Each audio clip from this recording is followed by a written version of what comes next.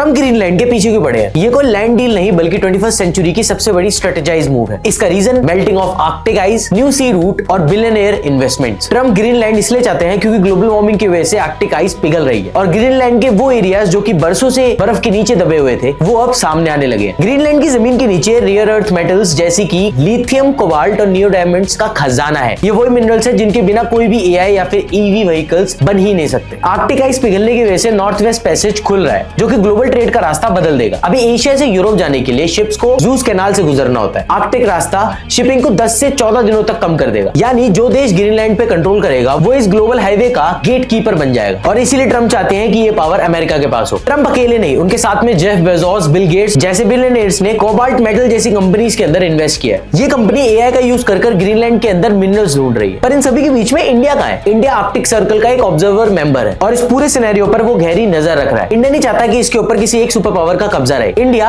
हमेशा sustainable development और उसके साथ में इंटरनेशनल लॉज की बात करता है। इंडिया को अपनी ग्रीन एनर्जी और इलेक्ट्रॉनिक इंडस्ट्री के लिए वहां से मिनरल्स की जरूरत है। दुनिया एक अलग मोड पे खड़ी है। ग्रीनलैंड का मुद्दा बर्फ या जमीन का नहीं बल्कि आने वाले 100 साल के पावर, ट्रेड और टेक्नोलॉजी पर कब्जा करने का है। अगर ट्रम्प की डील सक्सेसफुल होती है तो नाटो टूट सकता है और ग्लोबल ट्रेड की बाउंड्रीज पूरी तरह से बदल जाएंगी। इंडिया के ऊपर चैलेंज है कि वो इस कोल्ड वॉर 2.0 पर अपना रास्ता कैसे बनाता है, जहां रिसोर्सेज पर कब्जा ही असली ताकत है। इस सभी के अलावा फॉलो फॉर मोर।